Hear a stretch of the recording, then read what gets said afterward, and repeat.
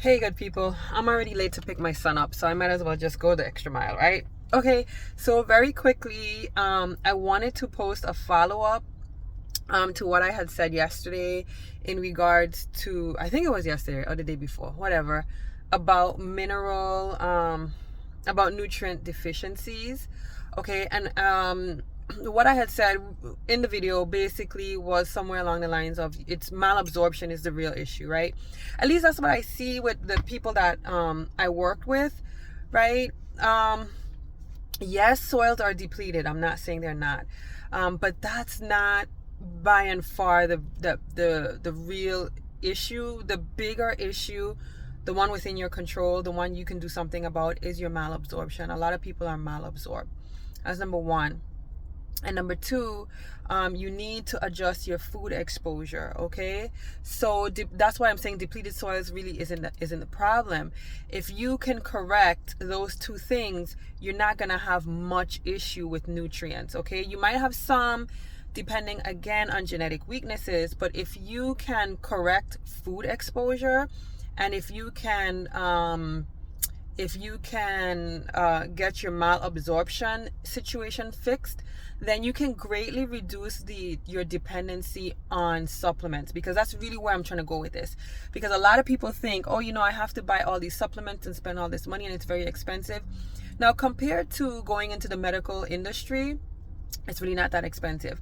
But I get it, things are tight, and I'm not a big proponent of being dependent on something that you can't manufacture or make yourself. Okay, and a lot of these supplements you're not a supplement maker, you're not a manufacturer, so you have to depend on these supplements.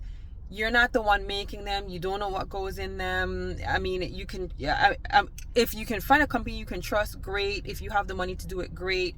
I'm not discouraging anyone, but for the vast majority of people, things are tight, things are getting tight, and everyone deserves health and wellness to the best of their ability, right? So we want to reduce our dependency on external things that are outside of our control, which largely nutraceuticals are sort of outside of your control. Okay, and we want to see if we can take things into our own hands. Now, the fact of the matter is, if you're not a breatharian, you're eating anyways. All right, you get up every day and you have to eat. You need your calories. You need to get stuff in you. So what I'm saying is, if you fix the malabsorption in your gut lining and you adjust your food exposure, we can get you most of the way there, and then you can test yourself after that to see where your targeted issues really are in terms of nutrient supplementation that you may or may not want to handle. Okay, and I always recommend food sources for your supplementation, whole food sources. Okay, or superfoods if you want to. Anyhow, all right, let me try to get to it, y'all. I'm gonna be quick this time. I'm so proud of myself. I really think I could hit under the 10-minute mark with this one. All right, so the first thing you want to do is fix your gut lining. That's kind of extensive. I'm not gonna go into that. You can look it up. But basically, when it comes to fixing gut lining, usually you need to, I feel like I sing the same song. You need to dial down digestion, increase absorption. Usually juices are quite easy to do. I'm in the parking lot, and I know you can drive, bro. You can drive. He can drive. He can do it. I know we in Whole Foods and everybody's well to do. They feel like their car should just float. I shouldn't say stuff like that. I'm on YouTube. Okay, sorry. So, yeah, fixing the gut lining. All right, so digestion down, absorption up. Juices usually help with that. The next best thing is fruits. Fruits, you really don't have to digest. They digest themselves. If you have issues with digesting fruits, that means you have more than likely issues with your liver. And even someone with low stomach acid could tolerate fruits, because like I said, fruits don't need acid for digestion. They require something, like I said, they require something else. It's more of a basic type of interaction, not acidic. So the stomach acidity is not a factor when it comes to your fruits. If your stomach acid is grossly low, I mean like ridiculously low, then you will have some issues with some fruits. the non-juicy fruits, right? Like your more dense fruits, like your bananas, your apples, things like that. Your pears. You might have some issues with those if your stomach acid is really, really low. But just veer away from those. Go to the juicy stuff, the papayas, the pineapples. Pineapples, be careful, because if they're not ripe, they burn the mouth. And a lot of people think they're allergic to pineapples, but they're not. Really, what's happening is you're getting underripe pineapples, and the bromelain is high. Bromelain is a enzyme, and it's a proteolytic enzyme, so it breaks down proteins, and that's what you're feeling when you eat the pineapple that's not ripe, because the bromelain is high. Bromelain goes down as the pineapple ripens. So you want to eat your pineapple fully ripe. You're not ever going to get a fully ripened pineapple in America, unless you live in Hawaii or maybe Florida and you get it locally. Maybe California, maybe certain parts of California, but in other places, not really. They're picking them far before they ripe, and they don't truly ripen once they're picked, but they do develop sugars, or if the longer you hold on to them, so you can still reduce the bromelain content. All right, so I'm gunning for it under 10 minutes. All right, so juicy fruits to help heal up the stomach lining. Okay, and stomach lining, I want to say it doesn't take that long, but it depends on your discipline. It depends on how dedicated you are. You can add herbs in there. I've mentioned some herbs before that you can get from the grocery store. I try to mention herbs. I know there's a lot of other like really strong herbs you can take, but most people are not going to have access to those herbs, like slippery elm, marshmallow root. You can get them online, but most people don't know them. So I try to go with stuff that people already know, which is food. So aloe, they sell aloe leaf in the grocery market. You can get those. Celery, organic celery, it has to be organic. You can get that on an empty stomach. Cabbage, you can get that. So I always mention those three because they're easy, they're accessible, and you can get them from the grocery store. Lemon waters in the morning, stuff like that. You just look it up. You can figure out how to heal up your stomach lining. Okay, you just got to stop eating.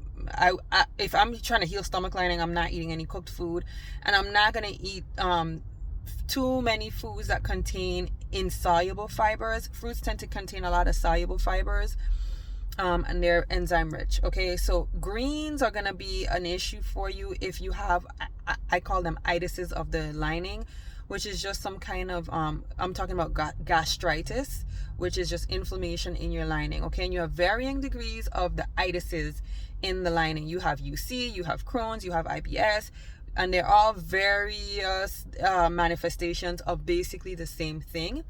So fibers, sharp fibers, like the soluble fibers, cellulose fibers that are in the greens are going to be contraindicated for you to some degree, depending on where you are. You have to investigate and figure that out for yourself, what you can handle, what you can't handle. But heal up the stomach lining. All right, some people have itis that's not diagnosable, because like I said, if malabsorption usually isn't diagnosed until it's an itis. Okay, but a lot of people have low level itis in the lining, and it never gets diagnosed because it's not a, whatever. We know how the medical industrial complex works. All right, so gut lining, that's the first thing you want to do. Second thing is fix your food exposure. All right, I eat foods from the grocery store, but again, I hear the complaint about depleted soils. I really don't want to not say that that's not a thing. It really is a thing, but it's not the only thing. When you're talking about foods, right? Like some foods that a lot of people, the funny thing is, a lot of people are not eating the amount of fruits and vegetables that they're designed to eat. And then they eat anti-nutritious foods like beans, animal products, things like that really causes malabsorption in the stomach. They eat small amounts of fruits and veggies. I remember the RDA even recommending at one point, I stopped checking years ago, but I remember at one point they were recommending 9 servings of fruits and vegetables. People were like, oh my God, how am I supposed to do that? Am I only supposed to eat fruits and vegetables? You are. And so if you're not even eating the amount of fruits and vegetables that you're supposed to eat, and then you complain that the soils are depleted, I'm not really sure how you think you're going to get there. Then at that point, yes, you have to depend on nutraceuticals and supplements, okay? But what I'm saying is, at least hit your target of the fruits and vegetables first. At least do that. Try your best to buy the good quality stuff. Try to expose your stuff to your stomach, your body, to a various amount of fruits and vegetables. Meaning, get different stuff. Don't just get the apples, bananas, the pears, oranges, and that's it. No. You have to open your array of fruits and vegetables. How are you gonna get the nutrients if you're not doing that? Things are being grown. I don't know how many things y'all think are being grown in this country, but a lot of things aren't. A lot of stuff is coming in from elsewhere. Okay, so expose yourself to other things coming in from other countries. I understand, and I don't want to make light of this topic, because ideally you really want to eat local, right? So let me backtrack. Let me bite my tongue and correct something I just said. If you can get locally grown stuff that's being, the person that's growing it, the farmer, they're not messing around with the food, get that first. And then get some other exotic stuff in your diet. You need it. We really didn't evolve in cold weather climates. We didn't evolve in north weather climates. We evolved close to the equator, and we really should be eating that type of food. We as human beings chose to live in areas that is inhospitable to our biology, and we as masters, decided we were going to conquer, and we were going to do it, and we did. And hooray to us, but it still doesn't change your biology. There's some foods you need access to. Certain foods.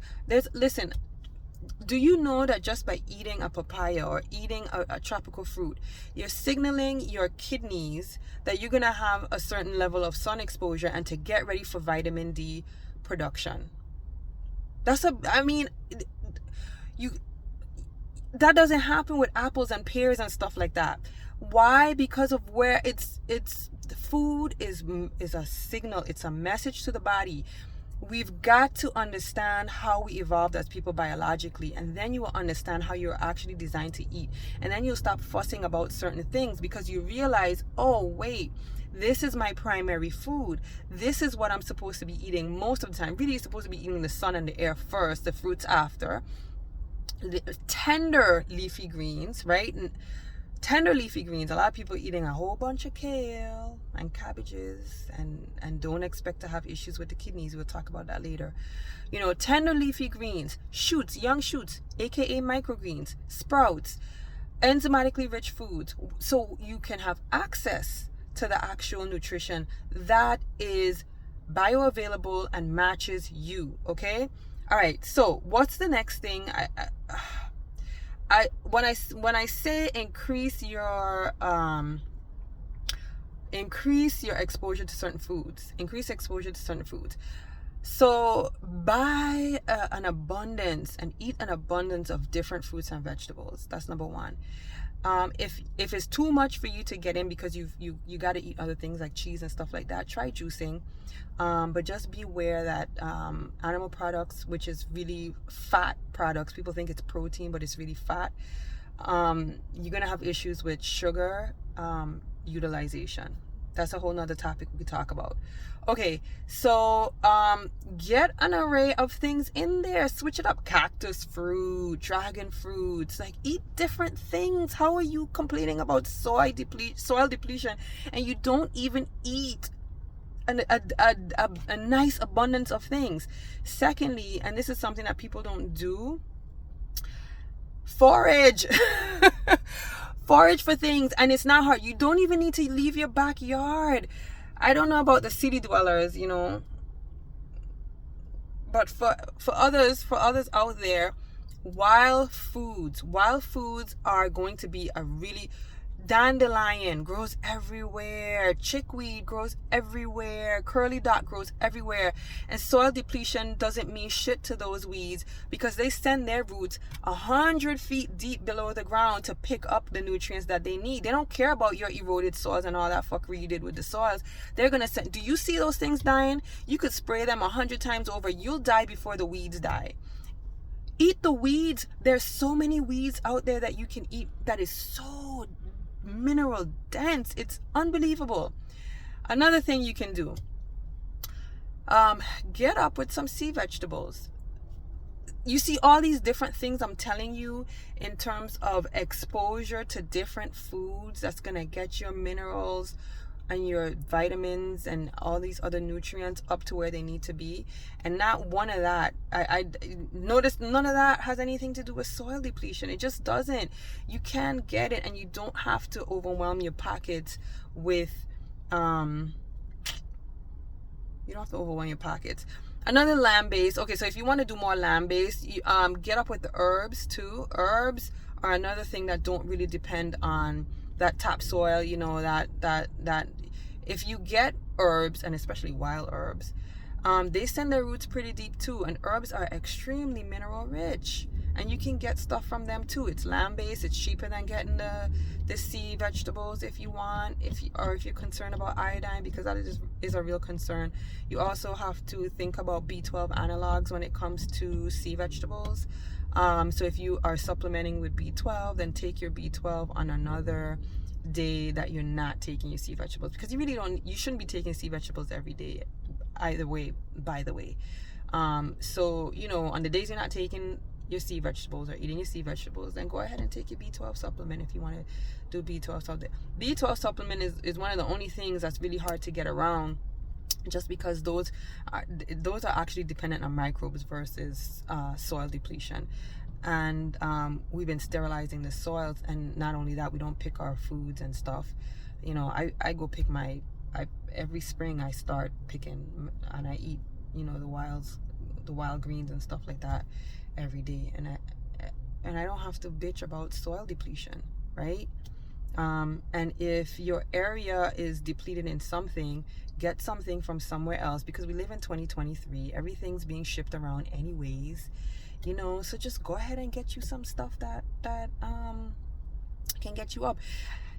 If you are severely depleted and you really need to do supplements, I'm not against that, because you gotta get yourself balanced first before anything else. But taking supplements on a malabsorbed stomach or on a malabsorbed intestines, really, it doesn't make sense. You're not fixing the problem, and it's like throwing water on ice. Okay. Anyhow, you see, man, I'm at 18 minutes. I tried. Bye. I gotta go pick my son up. I'm late. I'm gonna be in traffic. Okay. I gotta go. My clothes are getting too big, y'all. I'm losing weight. Look at this. I gotta tie knots like an idiot and go out in the streets looking like this, but I don't care. All right. Bye. Love you.